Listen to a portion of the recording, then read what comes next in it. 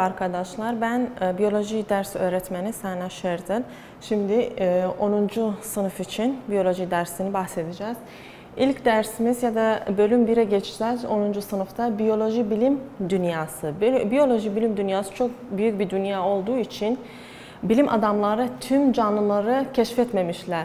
Yani 40 milyon diyelim, 40 milyon canlılardan sadece 2 milyon canlıyı keşfetmişler bilim adamları. Şimdi biyolojinin bilim dünyasının yaşam özellikleri nedir? Bütün biyoloji bilim dünyasının canlıların 6 özellikleri vardır. Onlar da nedir? İlk hücreler. Hücre nedir? Hayatın, canlıların tüm kapsadıkları yani vücutlarının esas olduğu şey hücrelerdir. Hücrelerde tek hücreli ve çok hücreli. Tek hücreli isminde de belli zaten, yani tek bir hücreden, yani bir hücreden oluşur. Ama eğer birden fazla olursa yani çok hücreli canlılar diyebiliriz. Tek hücreli canlılardan örnek alabilirsek bakteri alıyoruz.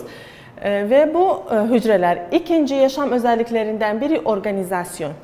Bu hücrelerin hepsinin teker teker bir göreve sahipler. Ya toplum görev yapacaklar ya da her birinin grup oldukları zaman bir görev yerine getirecekler. Bu organizasyon nedir? Bütün canlıların vücutları hücresel ve moleküler bir organizasyona sahipler. Yani tüm hücreler bir göreve sahip. Yani bu hücreler bu görevlere göre organizasyon olmuşlar. Yaşam özelliklerinden üçüncüsü enerji kullanımı. Enerji kullanımı nedir? Mekanizmanın enerji kullanımına ne denir? Metabolizma denir. Yani mekanizmanın enerji kullanımına metabolizma denir ve bu metabolizma nedir? Kimyasal işlemleridir. Kimyasal işlemler nedir? Metabolizmadır. Şimdi dördüncüye geçersek iç denge. İç denge nedir? Bütün canlılar iç dengelerini korumak için ne yaparlar? Canlılar yani bütün vücutların içindeki dengeyi korumak için ne denir? İç denge denir. Hücre içinde su, mesela örnek alırsak hücre içinde su miktarı. Hücrelerimiz içi suyla dolu. Eğer bu su çok fazla olursa ne olur? Patlamaya olur. Ama eğer çok az olursa ne olur? Yani kuru olur ve hücre ölür. Bu da neyle bunu kontrol edebiliriz? İç dengeyle. Mesela kuşlar kendileri vücutlarının ısısını nasıl korurlar? Kuşun tüyleri var. Bu tüyler ne yaparlar? Onların iç dengelerini korurlar. Şimdi enerji kullanımının, yine enerji kullanımına dönelim. Bu metabolizma ya da bu kimyasal işlemlerin toplamından örnek alsak canlılar iki türe bölünüyor. Ototrof ya da heterotrof. Ototrof canlılar nedir? Yani kendi kendini besleyen canlılar. Ototroflar yani kendilerini besliyorlar. Nasıl oluyor? Örnek alsak bitki. Bitkileri örnek alalım. Ne yapıyorlar? Kendileri güneş enerjisini kullanarak kendileri için enerji üretiyorlar. Yani kendileri için besini üretiyorlar. Ne yoluyla? Fotosentez. Fotosentez yoluyla kendileri için enerji üretiyorlar. O da neyle olur? Su ve karbondioksidi, güneş enerjisi, güneş ışığı diyebiliriz.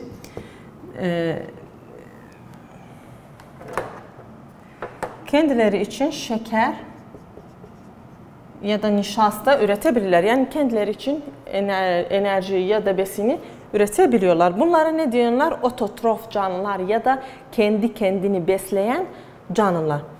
Heterotroflar yani kendi kendini beslemeyen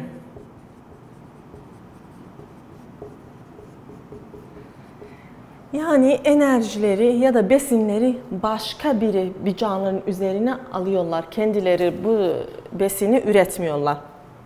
Bu enerji kullanımıydı, ototrof ve heterotroflar. Şimdi 5.'ye geçelim, büyüme.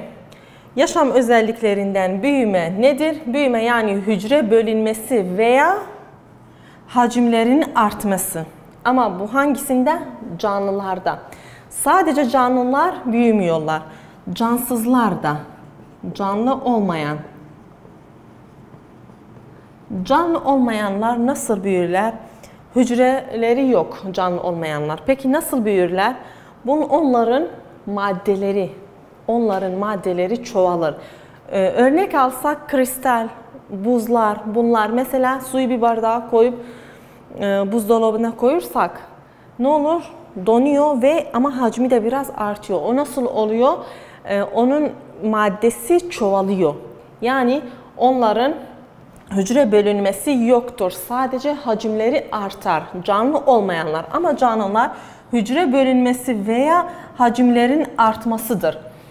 Tek hücreli canlılar nasıl büyüyorlar? Nasıl onlarda büyüme gelişiyor? Tek hücreliler bir hücre ne oluyor? İkiye bölünüyor. Yani iki yeni hücre oluşuyor. Bunlar sonra yaşamla ana hücre hacimleri artar ve ana hücreye benzerler. Ama çok hücrelilerde direkt hücre bölünmesi ve hacimleri artar. Bu canlı ve cansız ve canlı olmayan canlılarda. Şimdi 6.'ya geçsek üreme. Üreme nedir? Büyüdüler sonra üremeye geçiyorlar. Üreme iki türümüz vardır. Eşeyli üreme ve eşeysiz. Üreme nedir? Bütün canlıların hayatta kalmaları, onları korumak demektir. Yani üreme, eşeyli üreme başka bir ismi de var, seksüel. Ve eşeysiz üremeye ne denir? Aseksüel. Seksüel ya da aseksüel, eşeyli ya da eşeysiz hiç fark etmez. Eşeyli üreme ve eşeysiz. Eşeyli üreme ne demek? Yani genetik bilgileri birleşir ve başka yeni bir genetik oluşuyor. Ama eşeysizlerde genetik bilgi alışverişi yoktur. Yeni bir genetik bilgi oluşmuyor. Eşeylilerde mesela örnek alsak kurbağa. Kurbağanın dişisi ne yapıyor? Yumurtaları bırakıyor ve erkek tarafından dölleniyor ve yeni genetik bir bilgi oluşuyor. Ama eşeysizde örnek alsak bakteri. Bakteriden bahsettik. Bir hücre ikiye bölünüyor. Yani sadece bölünme var. Genetik maddesi ya da genetik alışverişi aralarında yoktur. Bu nedir? Yaşam özellikleri. 6 yaşam özelliklerinden bahsettik.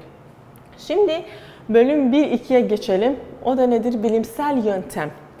Bilimsel yöntem nedir? Bilimsel yöntemde ne yaptılar? Bütün bilim adamları bir şeyi, bir soru ya da bir açıklanmamış bir şey olan gözlediler ve ne oldu? Mesela Zair'de kanamalı Ebola ateşi vardı. Bunu orada çok yayıldığı için, çok şey olduğu için bu bilim adamları ne yaptılar? Bunun testini yapmak istediler.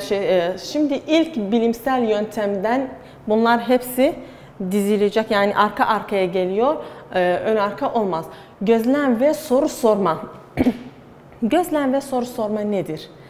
Bilim adamları ne yaptılar? Anormal ya da açıklanmamış bir şeyi gözlediği zaman soru oluşmak. Yani bilim adamları anormal bir şey gördüler ya da gözlediği zaman soru sorma ya da açıklanmamış bir şey. Bu açıklanmamış. Niye kanamalı Ebola ateşi var? Niye? Bunun için soru oluştular. Yani hem gözlediler anormal bir şeyi hem de soru oluşturdular onun için. Neyi yaptılar? Ölümcül bir hastalık. Ölümcül bir hastalık olduğu için, Ebola ateşi olduğu için ne yaptılar? İlk onu gözlediler ve soru sordular. Peki gözlem ya da soru sorma neyle olur? İnsanın 5 hissiyle olur. Onlar da ne? Göz, burun, kulak, ağız ya da dil diyebiliriz. Ciltlerimiz, bunlar hepsi insanların 5 hassas oldukları şey, yani gözlediler ve soru sordular ve ya da kokladılar ya da tadını, anormal bir şeyin tadını aldılar ve bunlarla ilgili bir soru sordular. Bunun üzerine ne üzerine yaptılar? Ölümcül bir hastalık olduğu için şimdi baktılar, bu ölümcül bir hastalık, insanların da bazı belirtiler belli oldu. Onlar da nedir? Baş ağrısı, ateş, kusma ya da kanamalı ishal. Bunları gözlediler, anormal olduğunu gördüler ve bunlar için soru oluştu. Soru oluştuğu zaman o sorular nedir? Mesela bu hastalık, bu Ebola ateş hastalığı nasıl yayıldı? İnsanlar arasına nasıl girdi? Ya da bir insandan diğer başka insana nasıl taşınır? Ya da nasıl geldi, nereden geldi, niye ölüme sebep oluyor, hepsi ölüyorlar mı, müddeti ne kadar, bu sorular oluştu. Bu sorular oluştuğu zaman ikinciye geçtiler, verilerin toplanması. Bilim adamları ne yaptılar? Kalktılar, bu verileri toplamasına karar verdiler. Nasıl bu verilerin toplanması nedir? En uzun evresi. Yani bilimsel yöntemin en uzun evresi nedir? Verilerin toplanmasıdır. Bu da topladıkları bütün bilgiler, verilerin toplanması, yani bütün bu hastalıkla ilgili bütün verileri ya da bütün bilgileri topladılar. Bu toplamakla, yani bu bilgileri nasıl topladılar? 3 yolla geçiyor. Birincisi ölçüm. Ölçüm nedir? Rakamdır, yani sayıdır. Sayısal bilgileri kayıt almak. Sayısal nedir? Mesela bu hastalığın süresi, insanın vücudunda süresi ne kadar, onu rakamla aldılar. Ya da kaç hastalık, yani kaç kişi bu hastalığa yakalandı sayısını aldılar. Bunları hepsini kayıt altına aldılar. Sonra numune aldılar. Numune almakta nasıl olur? Çok sayıda, yani sadece 2 kişi ya da 1 kişi, 3 kişi getirmediler. Bunlar bu hastalığı yakalandılar ve nedeni arayalım. Hayır. Numuneyi nasıl aldılar? Çok sayıda ve çeşitli insanlarda. Sadece öldükleri değil ya da sadece hastalığa yakalantıları değil. Bazılarının belirtileri var ama hastalanmadılar ya da yıkılmadılar diyelim. Onlardan da örnek aldılar. Bu örneği aldıkları zaman, numuneleri aldıkları zaman sonra verilerin düzenlenmesine geçtiler. Bu da nedir? Bu verileri hepsini düzelttiler. Nasıl düzelttiler? Ya tablo şekilde, ya liste şekilde, ya grafik, ya harita bir şekilde bu verileri hepsini topladılar ve düzelttiler. Şimdi verileri topladılar. Bunlardan geçtiler. Sonra neye geçtiler? Hipotezi ortaya koymak. Hipotezi ortaya koymak nedir? Test edebilen bir açıklamadır. Yani bilim adamları bu hipotezi ortaya koydular. Ama öyle bir hipotezi ortaya koymaları lazım ki test edilebilsin ve açıklansın. Ve hipotezi ortaya koydular ve onun için çözüm önerdiler bilim adamları. Bu hipotezi ortaya koymakta ilk hipotezin ifade etmesidir. Hipotezi nasıl ifade ediyorlar? Ebola virüsü kanamalı ateşe neden? Peki bunu ortaya koydular. Acaba Ebola virüsü bu kanamalı ateşe neden mi? Bunu ortaya koydular. Bunun üzerine testi yapacaklar. Ama kuşkunsuz doğru değildir. Bunu yaptılar. Buraya kadar geldiler. Ebola virüsü bu kanamalı ateşe sebep. Ama bu kuşkunsuz doğru bir cevap değil. Sonra ne yaptılar? Tahmin ettiler. Bilim adamları bunları hepsini tahmin ettiler. Tahmin nedir? Mantıklı açıklamadır. Mantıklı bir açıklama yaptılar bilim adamları. O da hangi cümleyle? Hangi cümle tahmine aittir? Mesela eğer bu ise öyle olur. Eğer ise cümlesi ne cümlesidir? Tahmin cümlesidir. Eğer, mesela eğer Ebola virüsü bu kanamalı ateşe nedense, bak eğer ise böyle olur. Bu nedir? Tahmin ediyorlar. Her bilim adamı bir tahmin yapıyor. Eğer buysa budur. Eğer başka bir virüs bu kanamalı ateşe neden ise ya da eğer Ebola virüsü başka bir hastalığa nedense bu tahminleri hepsini yaptılar. Ama bunlar hiçbiri %100 keskin doğru değildir. Bu tahminleri yaptıktan sonra hipotezin testine geçtiler. Bu hipotezleri test etmeleri gerek doğru olup olmadığı için kanıtlamak için. Kontrollü deney yapmak. Bu hipotezin testi nasıl? Kontrollü deney yapmak. Kontrollü deney yapmak nedir? Yani kontrol grubu ve deney grubu karşılaştırırlar. Yani iki grupa ayırttılar. Kontrol grubu ve deney grubu. Bu da nasıl oldu? Nasıl bu testi yaptılar? Maymunun böbrek hücresinin kullanmışlardı. Maymunlar genetik olarak insanlara yakın olduğu için, insanlara benzer olduğu için onun üzerine testi yaptılar. İnsanlar üzerine bu testi yapamazlardı. O da nasıl? İki gruba ayırdıkları için iki tüp getirdiler. Kontrol tüpü ve deney tüpü yaptılar. Bu maymunların böbreklerinden hücreleri aldılar ve sadece deney grubuna eklediler.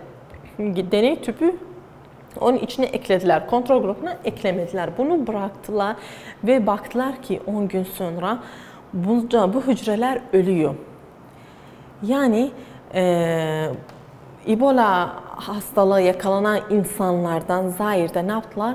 Kanlarını aldılar. Onların kanlarını aldıktan sonra getirip deney tüpüne, deney grubuna ki maymunun böbrek hücreleri onun içinde olduğu için ona eklediler.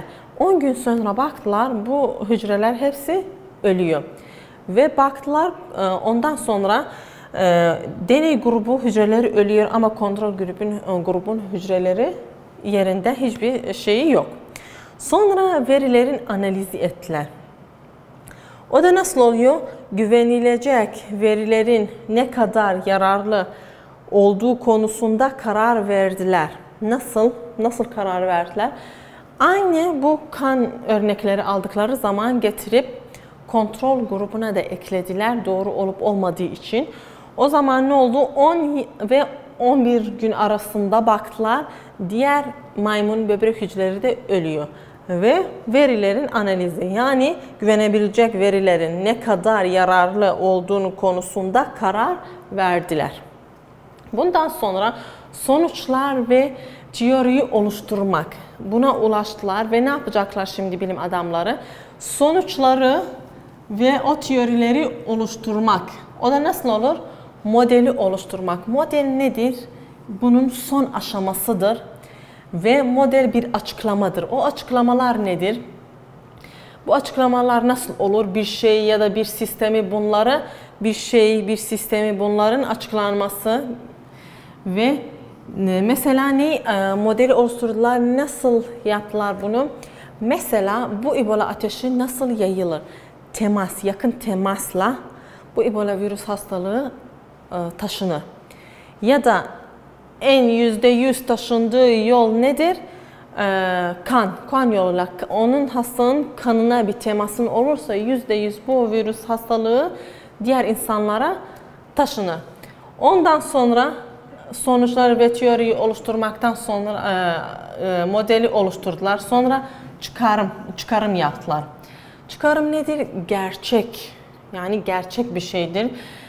Gerçek temeline dayanan bir sonuç. Biz şimdi sonuca doğru gidiyoruz. Gerçek temeline dayanan bir sonuç. Direkt test edilmiyor. Çıkarım nedir? Hipotezin aksine. Hipotez test edilebilir ama çıkarım hipotezin aksine direkt test edilmiyor. Çünkü biz sonuca ulaştık yani. Ondan sonra teori oluşturmak. O teorileri hepsini oluşturdular. Bundan sonraki aşama nedir? Bilimsel metodun uygulanması. Bilimsel metodun uygulanması nasıl olur? Soruları çözmek ve iletişim. Bu soruları çözmek hepsi bunlardan geçiyor ve soruları çözdüler. Sonra iletişim. İletişim nedir?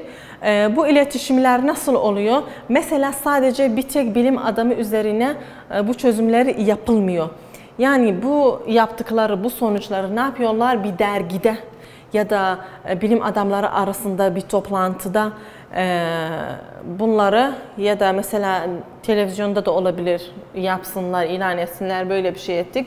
Başka bilim adamları onun üzerine ne yapıyor?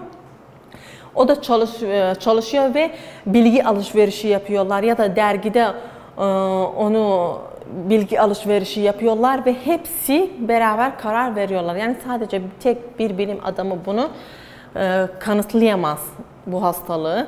Bilgi alışverişleri yapıyorlar ve ondan sonra neye geçiyorlar? Eklimin yapısı. Tek bir eklim yapacaklar ve onun üzerine devam edecekler. Bu bölüm 1-2'nin hepsine ait. Yani neden bilimsel yöntemlerin tüm yöntemleri. Şimdi neye geçiyoruz?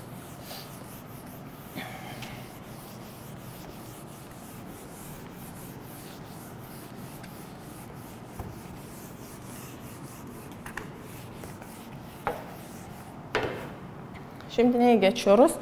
Bölüm 1-3.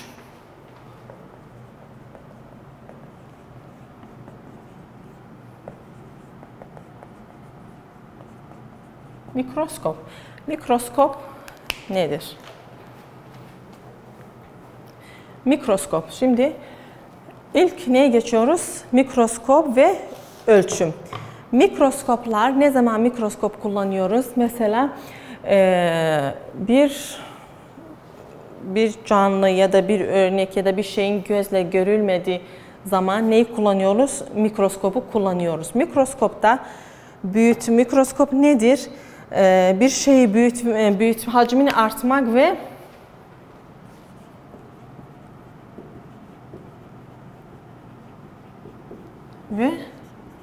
detayı görmek. Hacmini artmak ve detayı görmek. Bu detayı görmeye ne denir? Çözünürlük. Hacmini artmasına ne denir? Büyütmek. Mikroskoplar ne yaparlar? Hem hacmi artarlar hem detayı açıklarlar. Detayı görmek ya da detayı açıklamak. Bu detayı açıklamaya ne denir? Çözünürlük ve hacmin artmasına büyütmek denir. Şimdi iki tür mikroskopumuz var. Elektron ve ışık mikroskobu. İlk bu nedir? Işık mikroskobudur. Işık mikroskoplar. Niye ışık mikroskobu denir? Işıkla görüyoruz. Bir ayna ya da bir ışık buraya koyulduğu zaman onunla görüyoruz. Bu ışık mikroskobu gözle görülmeyen canlılar için kullanıyoruz. Neden oluşuyor? Peki nesneyi nasıl buraya koyuyoruz? Mesela iki tür lens vardır. O da objective lens buralarda. Objective lens ve göz lensi ya da göz merceği. Objective merceği ve göz merceği, bunlarla hacmini büyütüyoruz. Peki nesneyi nasıl kullanıyoruz? Ne yapıyoruz? Nesne bir cam parçamız var.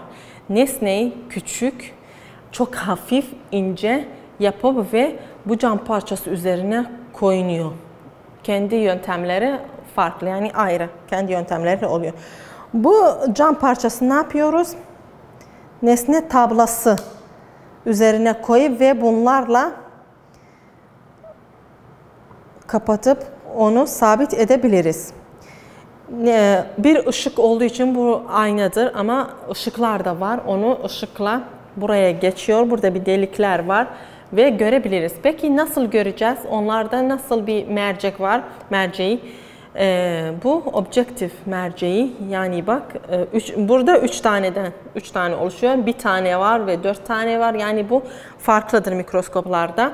Bunların derecesi, yani büyütme gücü farklıdır. 4 var, 10 var, 40 var ve bak hepsi 4 ekiz, 10 ekiz ve 40 ekiz yazıyor. Bu da göz merceğidir. Şimdi bunları nasıl büyüteceğiz? Objektif merceği nesneyi 40 katına kadar büyütür. Göz merceği nesneyi 10 katına kadar büyütür. Peki biz nasıl bilelim bu nesneyi hacmi ne kadar büyüdü. Eğer 40 kullanırsak bakalım ne kadar büyüttü. Bu kürbü nedir? Bu 40'ı ne yapacağız? Çarpı budur. Çarpı 10 yapacağız ve 400x oluyor. Yani bu nesne 400 katına kadar büyüdü eğer 40'ı kullanırsak. Eğer 10'u kullanırsak 10 çarpı 10 100 yapıyor. Yani bu nesneyi 100 katına kadar büyüttü. Böylelikle nesneyi görebiliriz. Bu ışık mikroskobu. Başka bir mikroskobu var. Mesela bu 400 katına kadar. Eğer 2000'e kadar gidersek, nesneyi bu kadar büyütürsek detayları görmeyeceğiz. O yüzden ne yapacağız başka diğer şeyler için? Işık mikroskobunu kullanmayacağız. Başka bir tür mikroskopumuz var. O da nedir? Elektron mikroskobu.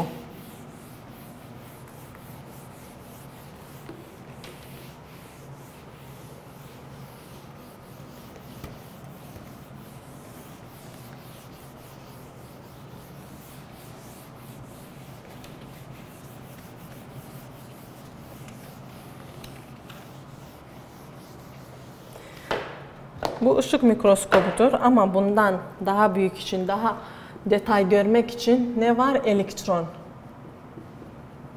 mikroskobu. Elektron mikroskobu isimde de belli zaten. Bu ışık mikroskobu yani ışık kullanıyor. Elektron mikroskobu yani elektronlar kullanılıyor. Bu ışık yerine elektron hüzmesi nesne içine doğru gidecek. Yani elektron hüzmesi.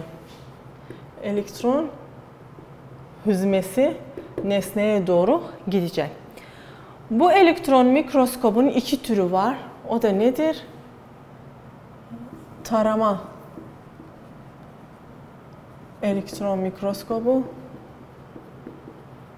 ve geçirim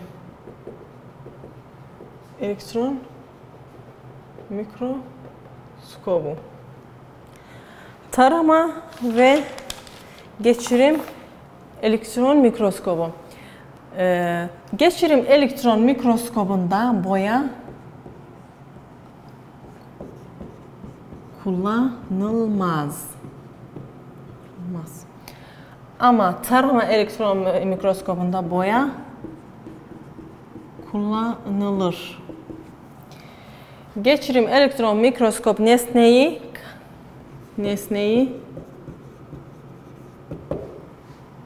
parçalanması gerekir.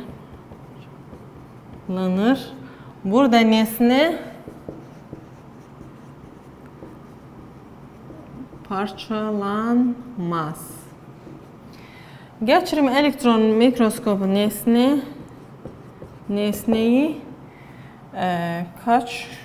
200.000 katına kadar büyütür. Ama tarama elektron mikroskobu nesneyi 100.000 katına kadar büyütür. Tarama elektron mikroskobu ve geçirim elektron mikroskobu. Taramada boya kullanılır ama geçirimde boya kullanılmaz. Nesne parçalanmaz ama burada nesne parçalara bölünür. Nesneyi 100.000 katına kadar büyütür. Burada geçirimde nesneyi 200.000 katına kadar büyütür. İkisinin de yani iyi olmayan yönü, kötü yönü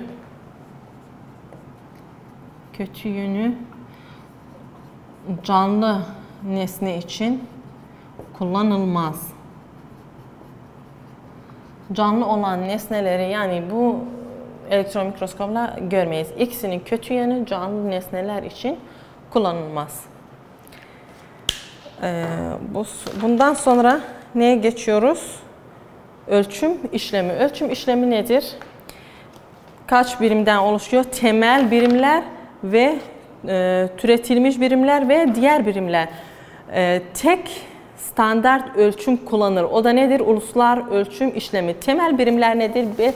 7 ana birimden oluşuyor. Onlar da uzunluk, kütle, zaman, Bunlar 7 birimler. Ona ne denir? Temel birim. İsmi nedir? Mesela uzunluk için ne kullanıyoruz? Metre. Sembolü nedir? Küçük m ile yazıyor. Küçük m. Mesela kütle neye aittir? Temel kütle temel birime aittir.